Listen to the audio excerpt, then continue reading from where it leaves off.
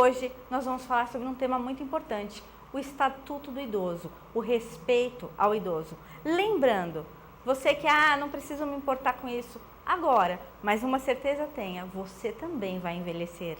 E para falar sobre o Estatuto do Idoso, nada melhor que o nosso querido companheiro aqui, Dr. Sérgio Bissoli. Seja muito bem-vindo ao nosso Essência de Ser. Muito obrigado, Cris. Mais uma vez, é um prazer estarmos aqui, passar um pouquinho do nosso conhecimento. A gente sabe que a maioria desconhece até os seus direitos, portanto é uma oportunidade que nós temos de colocar desta forma aquilo que a gente vivencia e aprendeu um pouquinho, né, durante as lides de mais de 30 anos. Gente, olha que privilégio, nós vamos conhecer agora um pouco sobre o Estatuto. E ele estava aqui me informando que o nosso Estatuto é novinho, ele está completando 12 anos, é um adolescente, está começando a vida e nós precisamos aprender a exercitá-lo. Mas você estava me contando que tem 4 pontos importantes, quais seriam eles? O Estatuto, como você acabou de dizer, ele já completou 12 anos. Tivemos grandes avanços, sim, nós entendemos que isso durante o período evoluiu. Muitas coisas se concretizaram depois do advento do Estatuto. E assim, eu fiz um apanhado para que a gente possa discorrer um pouquinho sobre quatro pontos que eu acho importante, que é bem-estar, que é a parte financeira, que é a parte de saúde e a parte de lazer. Então, podemos começar dizendo bem-estar. O que é bem-estar? Bom, primeiro, nós caímos naquela, se é bem-estar, não pode ser maltrato. Não pode ser maltrato. Então, gente, já começamos por aí. Promete, porque maus tratos, o que significa? Vamos esclarecer bem. Todo ser humano, toda pessoa sabe o que significa tratar bem ou não ao próximo. Todos. Exatamente. Isso é inerente ao ser humano, isso faz parte da nossa essência. Mas alguns, às vezes, se esquecem do significado dessa palavra. Então vamos esclarecer para não ficar dúvida nenhuma. O que significa maus tratos? Perfeito. Só que quando a gente fala em maus tratos, a gente pensa logo na agressão física. Infelizmente a gente tem visto isso com bastante frequência. Mas não é só isso, Cris. A questão de maus tratos ao idoso, a quem está já na boa idade, como a gente costuma dizer. E aliás, aqui um grande abraço ao Josué Vitti, que vai completar 60 anos. Josué, presta atenção que essa é para você também, tá? A gente tem que pensar o seguinte, que não somente é a questão de violência doméstica, mas existe outros tipos de violência. Por exemplo, o abandono afetivo, o abandono material. Por exemplo, mas aqui acontece muito, você deixar o idoso à própria sorte. Você, por exemplo, filhos que não se preocupam em trocar a fralda geriátrica do seu pai, da sua mãe. Isso é muito triste. Gente, quando o Dr. Bissoli está colocando para a gente uma causa tão importante quanto essa, imagina você. Você também vai envelhecer. E em um determinado momento da sua vida, você pode precisar de cuidado, de atenção, porque você pode não ser capaz de realizar aquela atitude. E o que você vai fazer? Você vai deixar à deriva? Quando você está deixando o outro ser à deriva, aquele ser que é próximo de você, um pedaço seu também está ali, está indo junto, é parte da sua vida. Com e certeza. Mais do que isso, é parte de você, isso é ser humano, é o conceito de humanidade, tratar com gentileza o próximo, isso é muito importante. Mas me entristece saber que isso está acontecendo com frequência. A mim muito, mas é recorrente, infelizmente. Só que aí, o que eu posso sugerir a quem deparar-se com um problema dessa natureza? Procurem os órgãos responsáveis, a polícia, sim, o Ministério Público, denunciem, não tenham medo de denunciar, até porque a denúncia, nesse caso, ela pode guardar o anonimato, então você não precisa estar se apresentando. Então vamos esclarecer aqui para quem estiver nos ouvindo. Eu posso nesse momento avisar a polícia, eu sou uma vizinha, eu estou vendo aquela pessoa sendo muito maltratada. Exatamente. Eu vou avisar e eu não vou ter a minha intimidade revelada, eu vou ser preservada, eu não vou sofrer uma retaliação porque eu estou falando sobre maus tratos. Com eu não vou certeza. ser denunciada, não vai ter sanção para mim. Eu posso sim denunciar e a minha integridade vai ser preservada. Isso é um fato concreto e é muito importante. A participação da população é muito importante que você que presencia isso, claro, sempre baseado no bom senso, não naquela coisa feia de fazer uma fofoca, um veneno, não retratar a realidade. Quando você sabe que é real, denuncie, faz parte do seu dever enquanto cidadão, enquanto ser humano. Exatamente. E você vai ter preservado aí o sigilo da informação para que também você não sofra represálias, porque a gente sabe que a maioria se omite por isso, por medo de represálias, mas também por falta de informação, porque o sigilo é guardado, não é revelado a ninguém quem foi o denunciante. Gente, esse assunto é muito interessante, mas são 4 aspectos. Qual que é o próximo? Olha, vamos tratar então, o próximo que também é muito importante é a questão de finanças, né? A parte financeira desse idoso, que eu acho também de suma importância. Por quê? Porque nós temos uma questão a ser tratada que muitos desconhecem, que o idoso, mesmo que ele não tenha contribuído, ele pode receber uma participação nessa questão de pensão ou de pagamento de uma aposentadoria, que se ele tiver aí em torno, isso também tem que ser analisado, porque assim, a renda per capita da família não pode ultrapassar hoje 1/4 do salário mínimo. Nós estamos falando em R$ 197. Certo. Então, se ele, nesse caso, não tiver uma renda per capita dessa natureza, mesmo que seja aposentado, ele pode recorrer também ao INSS para receber essa ajuda que será de um salário mínimo. Então, peraí, vamos voltar. Esse ponto é importante. Então, a pessoa não contribuiu. Exatamente. Ela não fez essa contribuição. Mesmo em não fazendo essa contribuição, observados esses aspectos legais, ela deve ir até o INSS? Isso, ela deve ir até o INSS, é o que a gente chama de benefício de prestação continuada, o BPC. Então ela pode requerer, mesmo que ela seja aposentada e ela tenha necessidade, ela tenha mais de 65 anos, tem que ser enfatizado isso também, porque a lei exige que acima de 65 anos, 65 ou mais, ela recorre ao INSS, ela pode receber essa ajuda de um salário mínimo.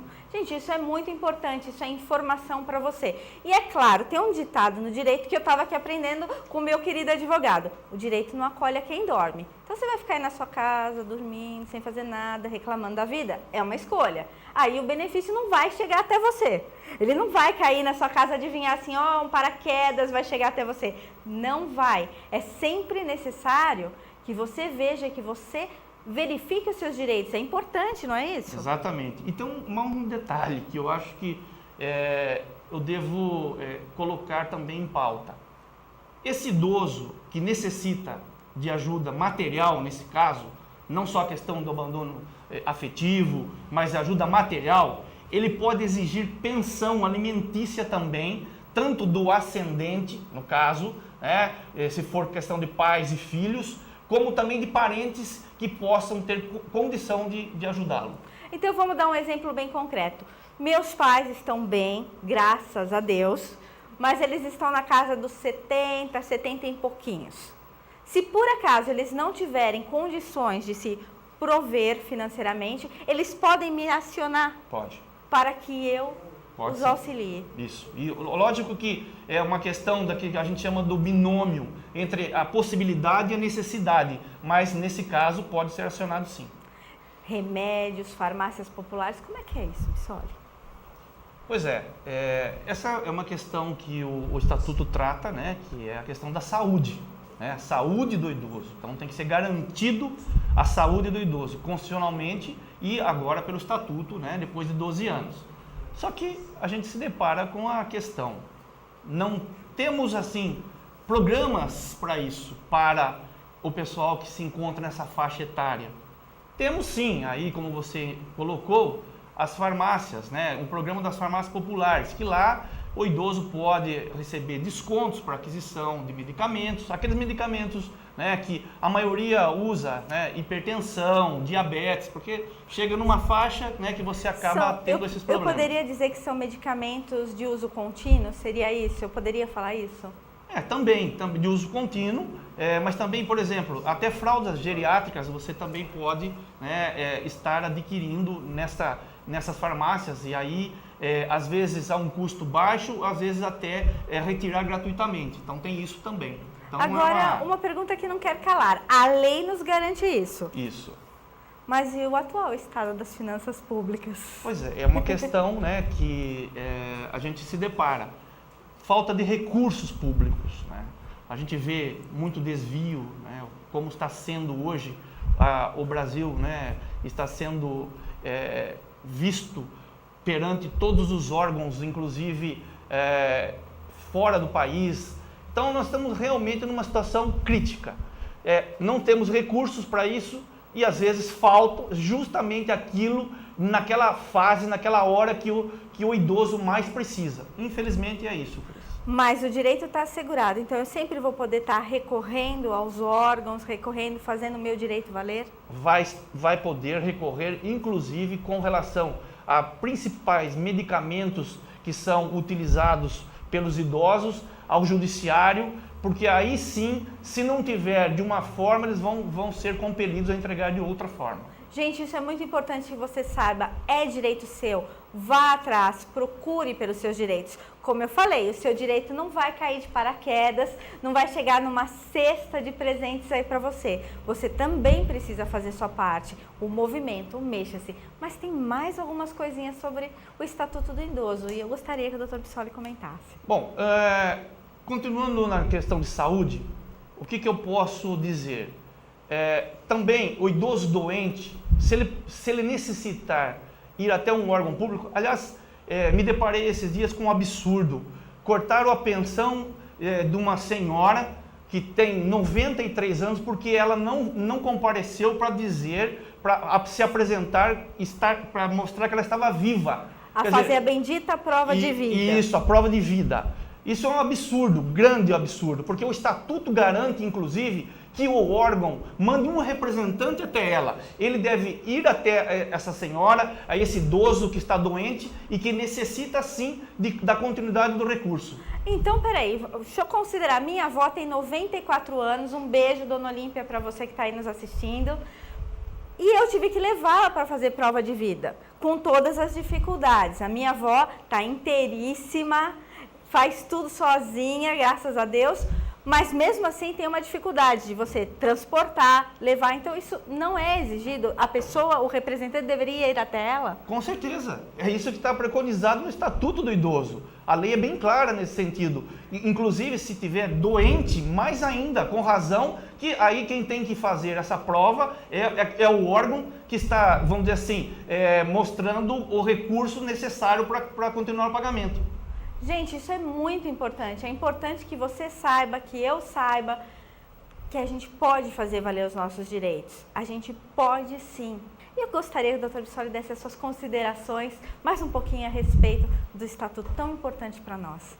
Bom, vamos entrar então numa parte que também eu acho que é importante, né, para as pessoas, para todo mundo, mas para as pessoas que se encontram, né, na terceira idade, que é a questão do lazer. A eles é garantido a minha entrada, né, em cinemas, em teatros, é garantido o transporte público. Piracicaba, Cris, tem uma lei própria, mas bem antes do Estatuto, que dizia já que o idoso, nesse caso acima de 60 anos, ele não pagaria aí o transporte público. Mas agora com o Estatuto, também o idoso pode, é reservado aí 2 vagas, mas é reservado 2 vagas para que o idoso possa fazer o deslocamento intermunicipal. Então ele pode sim marcar aí uma viagem e fazer gratuitamente. Eles são obrigados a disponibilizar. Se exceder esse número que está lá reservado obrigatoriamente, aí tem que conceder um desconto de 50% para esse idoso. Então vamos frisar aqui, isso é bem legal, bem bacana. Você que está aí, você quer assistir uma peça de teatro em Paulínia, que aliás é um centro cultural muito importante próximo de nós. Você tem a idade adequada, o que você vai fazer? Você vai até o terminal rodoviário e vai reservar a sua passagem mostrando seu documento de identidade? Exatamente. E aí você já tem garantido aí, né, essa passagem de graça. Tá? E se tiver 2 pessoas já ocupando esse lugar, 50% de desconto você tem o direito de exigir. Exatamente. O Estatuto garante aí, nesse caso, não tendo as vagas suficientes, 50% de desconto. Gente, é hora de fazer valer os nossos direitos. É hora de dar abertura para a cidadania. E uma coisa que a gente tem falado aqui muito importante, cidadania começa com a sua primeira atitude, com o seu ato concreto, com o respeito por você e pelo próximo. Então aprenda a se respeitar, aprenda a valorizar os seus direitos e sempre, como a gente sempre fala, use o bom senso. Nessa quarta-feira eu queria agradecer muitíssimo a presença do meu querido advogado, Dr. Sérgio Bissoli, mais uma vez nos esclarecendo com seus conhecimentos. Seja sempre muito bem-vindo e muito obrigada por estar compartilhando essa sua quarta-feira com a gente. Muito obrigado, Cris. Para terminar só, eu gostaria de dizer o seguinte, que também a lei exige que esse idoso, porque óbvio, tem pessoas que são aposentadas e que ganham muito mais do que a lei fala, que são 2 salários mínimos. Então, aqueles que ganham acima de 2 salários mínimos não têm essa garantia, tá, Cris? É bom deixar claro isso daí, porque assim não é genérico, não é generalizado, mas fica aí a dica. E mais uma vez eu agradeço, estamos aqui sempre que possível.